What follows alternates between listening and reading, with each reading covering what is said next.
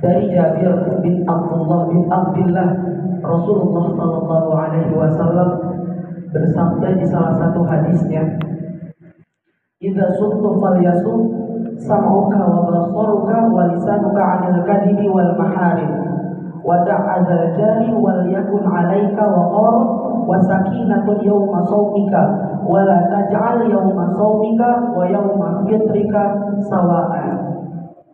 Di sini bapak-bapak, ibu-ibu sekalian, di hadis ini menerangkan bahwasannya jika engkau berpuasa maka hendaklah telinga, mata dan lidahmu berpuasa dari berbohong dan perkara-perkara yang diharamkan. Jangan sampai engkau menyakiti tetangga, hendaklah engkau dihiasi dengan kewibawaan dan kekhidmatan dan ketenangan di hari puasamu. Dan jangan engkau jadikan hari puasa dan tidak berpuasa sama. Di sini Pak, kita garis bawahi bahwasannya bulan Ramadan itu adalah bulan-bulan yang dispesialkan oleh Allah Subhanahu wa taala. Kenapa Pak dispesialkan oleh Allah?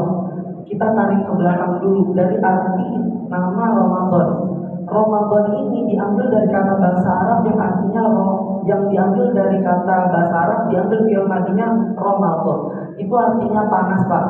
Jadi kalau di Timur Tengah itu kalau bulan Ramadan itu emang identik dengan panas. Nah, Ramadan dan di belakangnya ada alif sama nun. Nah, alif sama nun ini penekanan, maksudnya jadi panas itu panas banget. Panasnya panas banget. Nah, jadi di Timur Tengah kalau waktunya puasa emang panas, benar-benar panas. Di samping kita dipuji dengan panasnya kita juga berpuasa, belum lagi pasti ada masalah-masalah apa yang ada dalam hidup kita pasti kebawa gitu lah. Nah, makanya kenapa Ramadan ini diartikan panas sekali. Nah, di sini juga ada hikmah yang bisa kita ambil. Kenapa kok bisa panas? Kenapa diturunkannya bulan Ramadan ini spesial? Kenapa panas banget kayak gitu? Nah, di balik ini juga bangetnya ini, sekalinya ini itu dimaksudkan karena apa?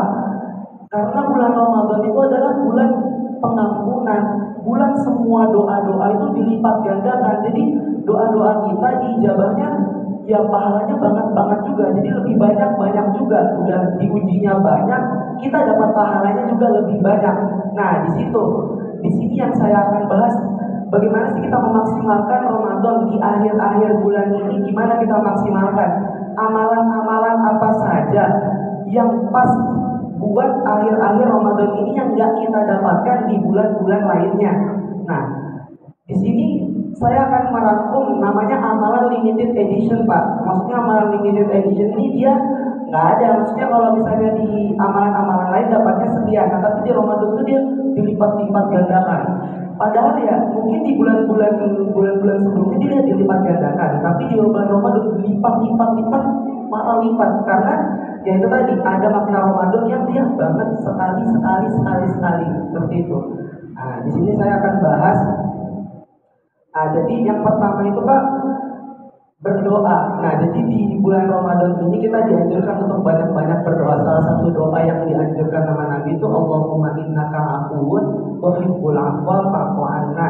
Nah, itu sering-sering aja Pak dibaca karena di situ dalam artinya situ terdapat kandungan yang berisi pengampunan. Karena pada waktu bulan Ramadan ini dianjurkan untuk perbanyak istighfar karena dosa-dosa kita insya Allah bakal diampuni berkali lipat seperti itu.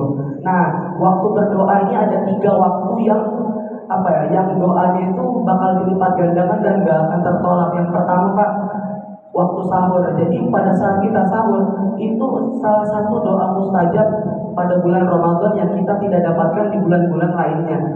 Jadi pada saat Bapak waktu itu sahur, ya makan sahur, habis itu berdoalah sebanyak-banyaknya apapun yang Bapak minta, insya Allah bakal terkabul. Itu yang pertama. Yang kedua itu pada saat orang yang berpuasa. Nah, orang-orang yang berpuasa ini itu juga doanya dikabul. Makanya pada saat kita berpuasa itu dianjurkan untuk banyak-banyak berdoa. Dan yang ketiga itu orang yang berbuka. Nah, saya pernah mendengar Habib Alwi Di salah satu ceramahnya beliau bilang seperti ini. Orangnya Pak, kalau kita berbuka, kalau kita misalnya berbuka, itu langsung minum dulu pertamanya. Habis itu setelah dia minum baru kita berdoa ya. Allahumma laka sumtu wa bika amantu wa la rizqika aftartu dhahaba dhama'u wa batalatil uruqu wa sabatal ajru insyaallah. Nah, habis itu Pak, jangan kita langsung ngobrol, langsung apa, langsung ya pokoknya jangan sampai langsung ngobrol. Itu di situ waktunya mustajabnya doa Pak. Jadi pas kita setelah makan, itu habis makan itu makan dulu satu atau minum, habis itu kita berdoa. Berdoa apa saja yang pengen kita mau, habis itu udah, habis itu lanjutin makannya. Nah seperti itu. Jadi sayang kalau misalnya waktu berbuka puasa kita dipakai buat ngobrol atau dipakai buat hal-hal yang setidaknya yang merugikan lah. Soalnya itu benar-benar waktu yang mustajab banget. Karena salah satu la turaddu da'watuhum. Yang pertama ada al-imamun adilun, yang kedua ada orang yang terzalimi, dan yang ketiga orang yang berpuasa sampai dia berbuka. Ada hadis riwayat yang bilang orang yang berpuasa sampai dia berbuka, dan juga orang yang berpuasa pada saat dia berbuka. Nah, jadi ada yang ketika dia berbuka, ada yang dari waktunya dari dia sahur sampai berbuka. Nah, seperti itu. Terus itu yang kedua Pak, amal soleh yang paling Allah suka di bulan Ramadan dan dilipat-lipat gandakan, yaitu menyediakan orang yang berbuka puasa. Nah, jadi orang-orang yang seperti ini, dia itu di dalam hadis Pak, barang siapa orang itu yang dia ini langsung ke intinya aja hadisnya. Jadi barang siapa orang itu yang dia traktir temannya atau menyediakan orang yang berpuasa, nah pahalanya itu di copy paste. Jadi dia dapat pahala sama kayak orang itu yang berpuasa. Jadi misalnya nih, saya berpuasa, terus tuh Bapak Ambo aja juga puasa. Nah jadi pahalanya Pak Ambo ke saya dan tidak sama sekali mengurangi pahalanya Pak Ambo, seperti itu. Jadi kita sama-sama dapat pahalanya orang-orang karena kita memberikan makanan buat orang-orang yang berbuka puasa. Terus itu Pak, amalan yang paling, kalau saya bilang paling puncak sih Pak, itu umroh Pak. Jadi barang siapa yang umroh pada saat bulan Ramadan, itu pahalanya seperti haji. Hajinya bukan main-main Pak, hajinya sama Rasulullah SAW. Jadi semoga insya Allah di Ramadan kedepannya insya Allah kita bisa diberikan rezeki oleh Allah biar kita disegerakan untuk umroh pada saat bulan Ramadan. Amin amin ya rabbal alamin. Nah, setelah itu Pak, nah kan di bulan Ramadan ini adalah bulan-bulan yang spesial. Kenapa spesial? Ya karena bayangin aja Pak, Ramadan itu diturunkannya Al-Quran. Al-Quran adalah salah satu mukjizat terbesar yang spesial juga, yang diwahyukan dari malaikat Jibril. Malaikat Jibril ini juga malaikat yang dia spesial juga Pak. Gak sembarang orang yang bisa diwahyukan oleh malaikat Jibril. Nah, jadi Ramadan ini serba spesial. Malaikat Jibril adalah malaikat spesial. Kemudian dari malaikat Jibril diturunkan lagi kepada Rasulullah SAW. Nah, Rasulullah ini juga salah satu nabi spesial, nabi sepanjang zaman yang sangat spesial. Nah, jadi setelah itu, nah diturunkan kepada Nabi Muhammad SAW dengan spesial, dan di dalamnya terdapat malam-malam yang sangat mulia, yaitu malam Lailatul Qadar. Sebenarnya Pak, saya di sini lebih mengintikan, saya membahas di sini tentang Lailatul Qadar sebenarnya. Tadi di depan hanya hanya pembukaan lah, kayak di sini intinya. Jadi saya alhamdulillah dapat kitab dari teman saya tentang Aqwalul Ulama fi Lailatul Qadar lil Hafidz Ibnu Hajar Al-Asqalani rahimahullah. Nah, jadi di sini tuh buku ini, kitab ini tuh ada 32 halaman. Di sini tuh dia membahas tentang pendapat para ulama mengenai Lailatul Qadar. Waktunya itu kapan-kapan aja sih Pak. Di sini ada 46 pendapat. Saking banyaknya, kenapa kok banyak betul? Apa sih namanya, pendapat-pendapat tentang Lailatul Qadar itu kapan, dia malam kapan, dia apakah akhir, awal, tengah-tengah, atau pas malam kapan? Karena apa? Biar kita tuh ada kesungguhan untuk mencari, oh di mana sih malam Lailatul Qadar. Tapi kalau misalnya seakan-akan udah dikasih tahu, kita jadi tidak ada kemujahadah, tidak ada kesungguhan untuk kita mencari malam mulia itu. Karena malam itu ya malam lebih baik dari 1000 bulan. Masa ya Allah hanya ngasih sebegitu aja? Jadi kita jadi suruh sungguh-sungguh. Makanya di sini waktu Lailatul Qadar itu memang sangat-sangat sangat-sangat diperdebatkan karena emang banyak perselisihan tentang kapan sih datangnya seperti itu. Nah, di sini tuh salah satu perkataan 46 perkataan ini diambil dari kitab Fathul Bari karyanya Imam Ibnu Hajar Al-Asqalani. Nah, di sini Imam Ibnu Hajar berkata, para ulama telah berselisih pendapat mengenai malam Lailatul Qadar dengan perselisihan yang tidak biasa. Sampai kepada kami pendapat-pendapat mereka lebih dari 40 pendapat. Sebagaimana pendapat mereka seputar kapan waktu mustajab pada hari Jumat. Dan keduanya sama-sama disamarkan oleh Allah Subhanahu wa taala agar para hamba bersungguh-sungguh untuk mendapatkannya. Nah, di sini kita udah mulai masuk ke pendapat yang pertama, Pak. Al-qaulul awwal annaha rafa'at aslan wa raqsan. Langsung kita ke intinya. Wa qad rawa Abdul Razzaq min tariq Daud bin Abi Asim an Abdullah bin Yihnas qala li Abi Hurairah za'amu anna Lailatul Qadar rafa'at qala kadaba min qala dari. Nah, perkataan ini Pak, ini datang dari perkataannya dari kaum Syiah, bahwasanya bahwa Lailatul Qadar itu sudah diangkat sehingga tidak ada lagi. Nah, pendapat ini memang dari kalangan Syiah, jadi pendapat ini benar-benar lemah Pak. Jadi kalau kata orang Syiah Lailatul Qadar itu udah nggak ada, dia udah diangkat, nggak ada. Nah, ini pendapat yang pertama Pak. Terus tuh ada yang masuk ke pendapat kedua, annaha khassah bi sunnah wahidah wa qad fi zamani Rasulullah sallallahu alaihi wasallam hakahul faqihani aidan. Nah, yang di pendapat kedua, Lailatul Qadar itu terjadi sekali saja, yaitu pada zaman Nabi. Nah, ini pendapat yang kedua. Nanti di akhir saya ada kayak khulasah, kayak dia itu seperti kayak istinbat tuh kayak apa ya? Kesimpulannya. Jadi bulan Ramadan itu Lailatul Qadarnya kapan sih? Nanti di belakang ada saya kasih kesimpulannya. Lanjut pendapat ketiga, di sini disebutkan anna khassa bihadzal ummah wa lam takun fil umam qablahum di fil muwatta balad balini Rasulullah sallallahu alaihi wasallam taqassar a'mal ummatuhu an a'malil umam al-madiyah qala Allah Lailatul Qadar wa hadha yahtamil ta'wil fa la yanfa tasrih fi hadits Abi Dzar. Di pendapat ketiga, Lailatul Qadar itu merupakan keistimewaan umat Nabi Muhammad SAW yang tidak dimiliki umat yang lain. Jadi Lailatul Qadar ini ya salah satu keistimewaan umat Nabi Muhammad aja. Jadi yang maksudnya yang bukan umat Nabi Muhammad ya nggak ada. Maksudnya nggak ada malam Lailatul Qadar itu seperti itu. Lanjut pendapat keempat. Di sini bahwasanya kita langsung aja langsung ke intinya. Pendapat keempat tuh Lailatul Qadar itu kemungkinan adanya di sepanjang tahun. Di sini tuh dibahas jadi fi siyam Ramadan fala ya'tabir bi ghairi hatta tamkil Lailatul Qadar kan Ramadan intana. Ya, dia bakal ada sepanjang tahun. Oh, ini pendapat yang kelima. Pendapat yang keenam, Lailatul Qadar itu pada malam tertentu pada bulan Ramadan akan tetapi tidak diketahui. Jadi malam di pendapat orang yang ketujuh ini pendapat yang keenam, pendapat yang keenam ini, jadi Lailatul Qadar itu adanya di malam-malam tertentu, tapi nggak diketahui malamnya kapan, jadi masih samar-samar, nggak tahu kapan pokoknya.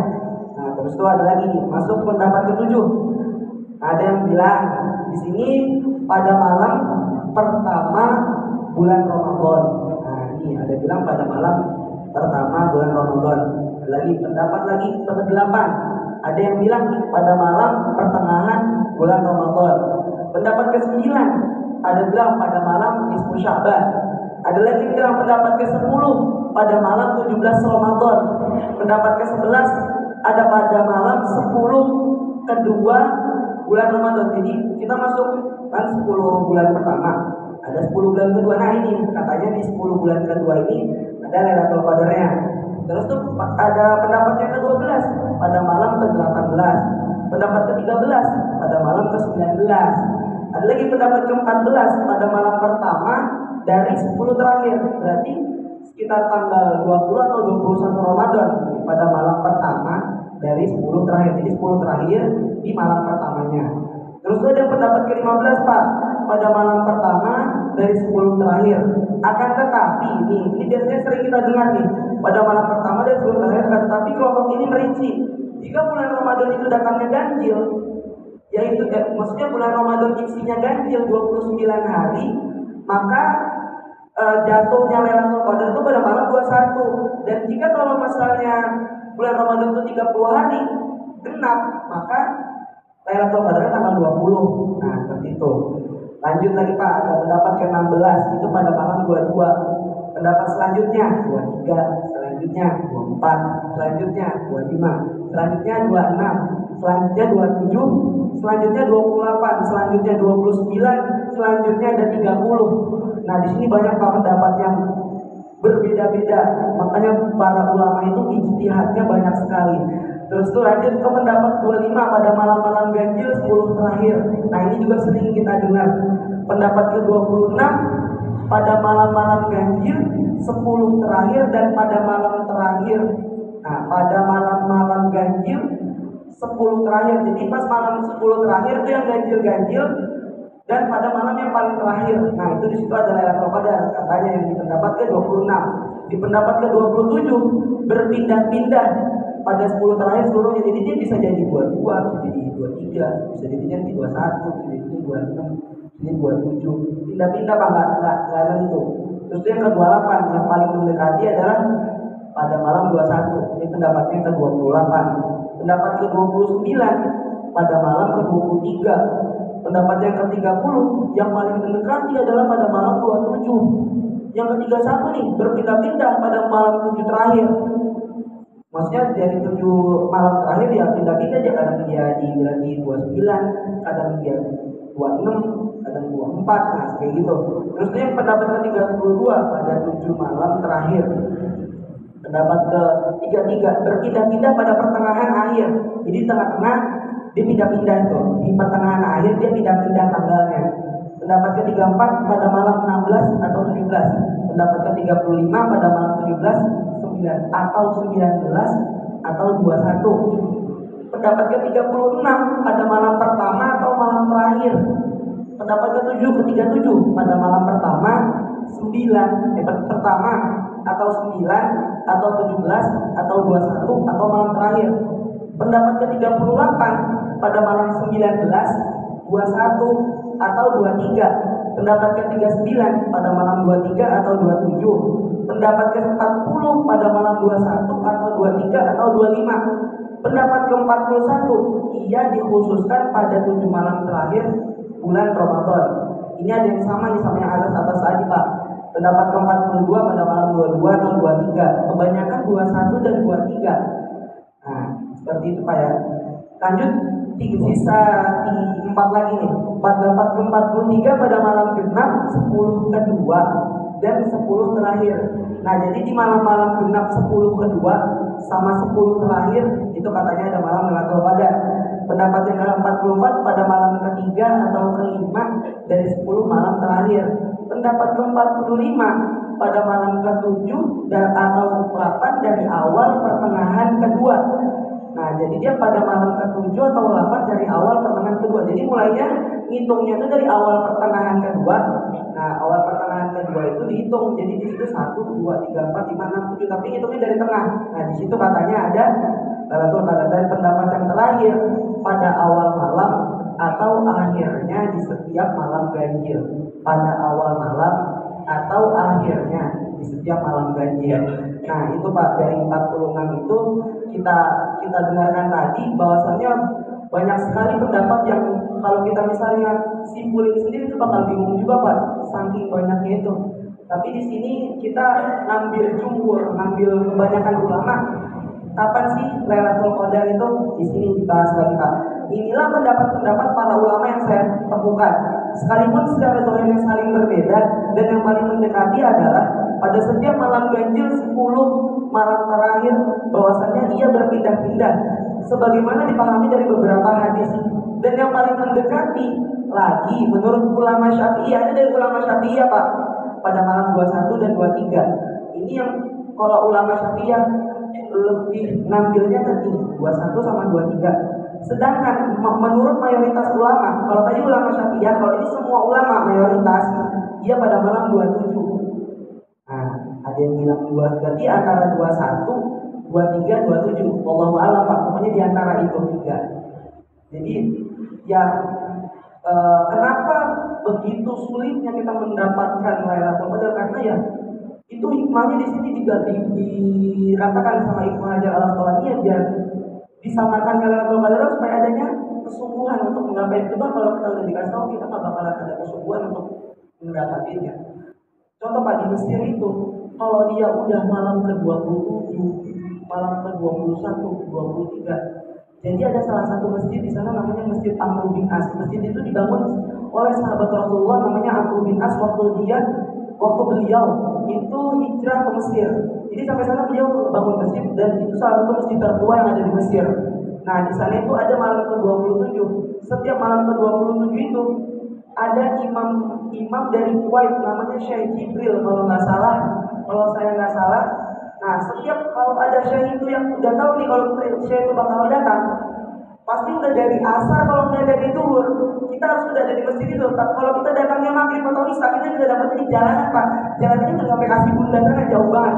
Karena apa ya? Karena beliau itu nggak tahu kenapa ya, orang Mesir itu kalau beliau yang imamin itu masjid penuh. Karena beliau itu jadi gini, jadi dia sholat isya imamin terus terawih, terus tuh nanti ada kunutnya. Nah itu kunutnya sejaman Pak.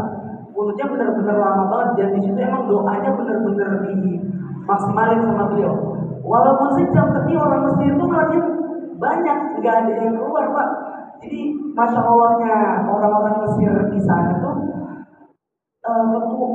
senang sama doa. Jadi aja kadang kalau misalnya kita mau nyapa orang, misalnya kita mau nyapa, gimana kabarmu, misalnya halo assalamualaikum. Kalau misalnya kita lewat di depannya kita kenal, terus tuh kita nggak ngucapin salam, dia marah sama kita. Kok kamu nggak ngucapin salam? Kamu marah ya sama saya?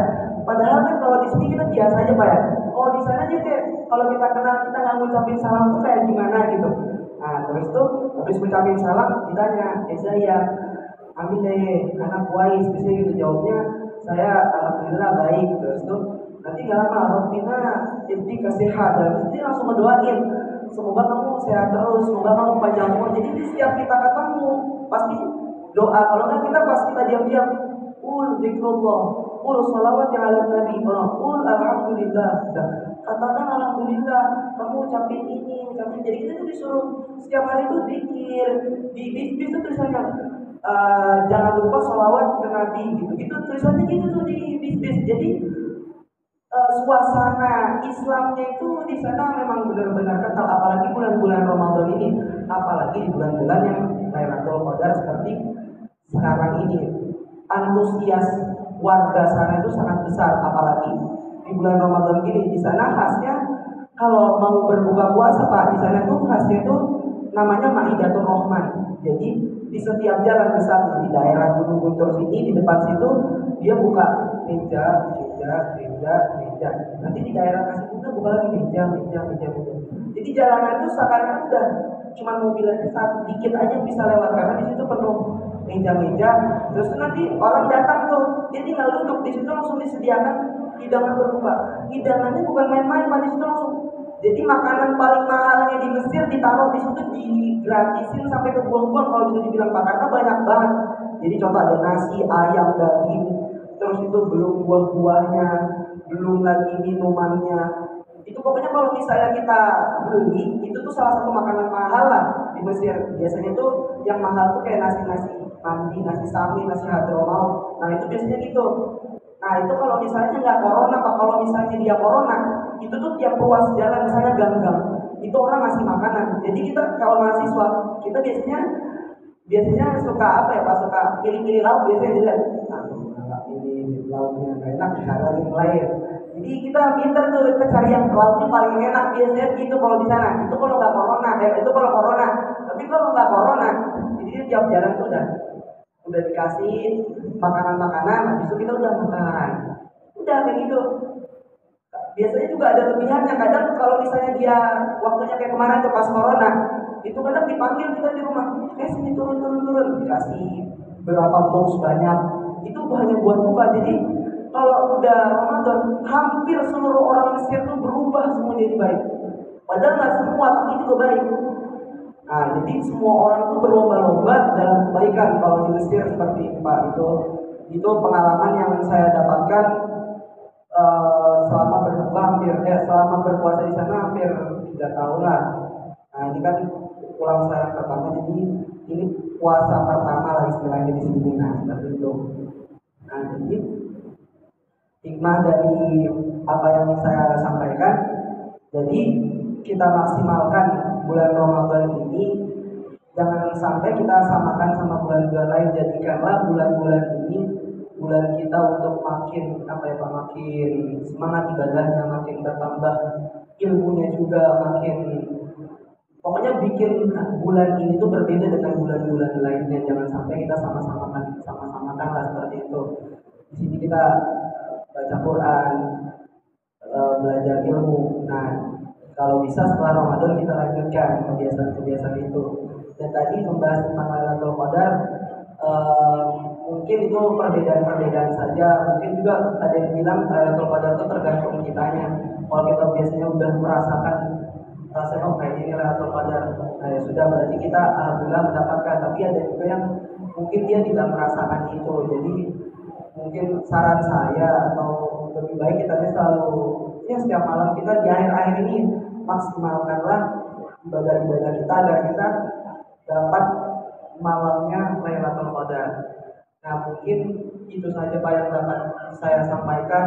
Kalau misalnya ada salah-salah kata, itu datangnya dari saya, karena ya mohon maaf juga, kami masih belajar, jadinya mohon maaf kalau masih ada penyampaian yang kurang jelas atau kurang enak di hati bapak-bapak dan ibu-ibu sekalian. Saya mohon maaf, dan kalau ada kebenaran itu semuanya datangnya dari Allah Subhanahu wa Ta'ala.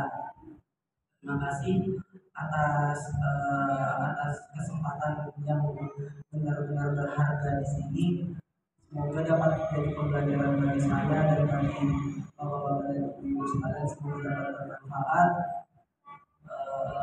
Kurang lebihnya mohon maaf. Wabillahi taufiq wal hidayah. Wassalamualaikum warahmatullahi wabarakatuh.